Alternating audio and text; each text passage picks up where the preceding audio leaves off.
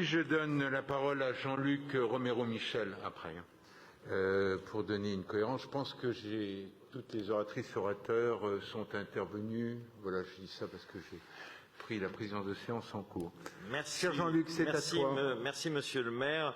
J'ai vraiment beaucoup de chance aujourd'hui avec toutes ces interventions, puisque d'abord vous avez toutes et tous annoncé que vous alliez voter ces délibérations, donc c'est évidemment une grande satisfaction, et c'est une grande satisfaction de voir à quel point les uns et les autres vous êtes mobilisés sur ces questions. Alors évidemment, je remercie Jérôme Loriot pour son intervention, Geneviève Garrigos, Camille Nager, Catherine Ibled et bien sûr Alice Coffin. Alors, pareil, j'avais prévu une intervention que je ne vais pas faire puisque vous avez dit l'essentiel. Je voudrais simplement revenir sur différentes choses. Jérôme Loriot, alors vous trouvez ça confus, etc. C'est peut-être votre avis. Ceci dit, vous allez voter pour, donc c'est très bien. C'est que c'est pas si confus que ça. Et puis, je voudrais quand même vous rappeler quand même une certaine modestie, parce qu'il y a quand même quelques semaines, vos représentants à l'Assemblée nationale n'ont pas voté la PMA pour toutes. Donc c'est bien de donner des leçons sur l'égalité, c'est bien de donner des leçons sur la lutte contre les discriminations.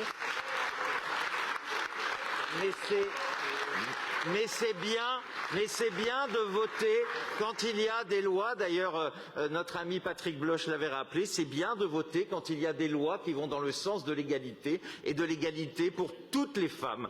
Donc je voudrais vous rappeler un peu de modestie, et puis aussi un peu de modestie par rapport à ce qui est passé avant.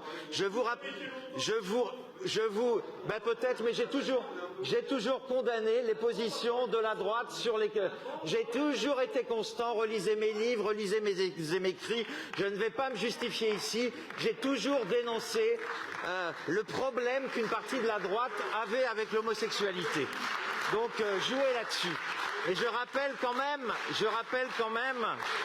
que jusqu'il y a peu de temps, et je salue Madame Kosciusko-Morizet qui vous a fait évoluer, parce que je me rappelle que jusqu'à un certain temps, vous ne votiez pas les subventions aux associations LGBT. Donc tant mieux, aujourd'hui réjouissons-nous, mais soyez modestes. Ne nous dites pas que tout ça est flou, que tout ça n'est pas bien fait, quand on a pendant des années refusé de voter, et je le dis pour moi quand même très symboliquement, voter contre la PMA, voter comme certaines et certains d'entre vous l'ont fait,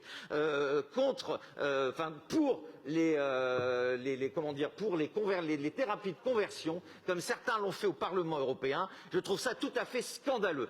Quand on a auditionné avec mon ami Dominique Versini, il y a encore peu de temps, des victimes de ces conventions, de ces conversions, qui sont violentes, qui sont d'une violence inouïe, je pense qu'il faut aussi quand même rappeler les choses, parce que de temps en temps, il faut être modeste. Et moi, je souhaite qu'on travaille tous ensemble, et je veux travailler avec vous, mais faisons-le. Moi, j'ai fait toute ma vie, ce combat, et celui aussi de toute ma vie. Peut-être, madame, parce que justement, mais chère madame Dati, c'est parce que j'ai pas réussi à vous faire évoluer sur ces questions. Et je n'ai pas été à droite et à gauche, j'ai quitté un jour le parti gaulliste, c'est tout. Enfin, on va pas revenir là-dessus. Alors, je vais revenir sur des choses bien plus positives. Je vais revenir sur des choses bien plus positive, et remercier évidemment Geneviève, et remercier Camille, et remercier Catherine Ibled, parce qu'il faut reconnaître aussi, c'est vrai que son groupe a voté pour la PMA, qu'ils ont aussi avancé, saluer Pierre-Yves Bournazel, qui a beaucoup travaillé sur ces questions, aussi à l'Assemblée. Eh bien oui, mais peut-être, eh oui. Enfin vous changez pas, mais il faudrait peut-être que vous changiez un jour, parce que ça ferait peut-être avancer les choses. Alors, je voulais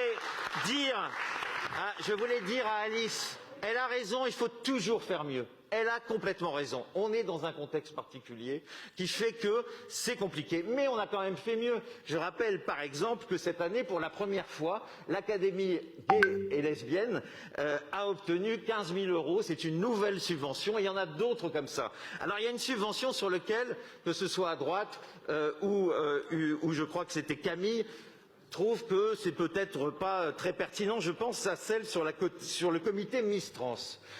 Je n'ai pas votre avis. Pourquoi? Parce que ce n'est pas un simple concours de beauté. C'est un concours sur le parcours de ces femmes.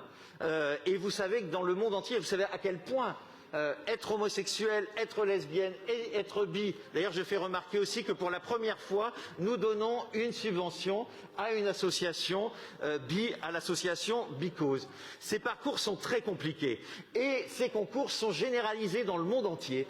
Et c'est pour valoriser à la fois le chemin qu'ont dû faire ces personnes pour devenir ce qu'elles sont à la base et qui n'est pas facile dans nos sociétés. Donc cette subvention, qui n'est d'ailleurs que de 4 000 €, je l'assume, nous l'assumons complètement et quand cette manifestation aura lieu, eh bien nous inviterons tout le Conseil de Paris, celles et ceux qui veulent venir, venez voir, vous verrez à quel point ce n'est pas quelque chose de dégradant, qu'au contraire c'est quelque chose de très valorisant pour celles et ceux qui ont dû à un moment dans leur vie changer de sexe. Voilà, j'en termine là pour vous dire que je suis en tout cas très fier de porter avec vous toutes et tous, puisque vous allez les voter, et à la demande de la maire de Paris, une politique qui se veut inclusive et une politique qui se veut humaine et qui n'oublie personne sur le chemin. Paris doit être la ville de l'inclusion. Je vous remercie.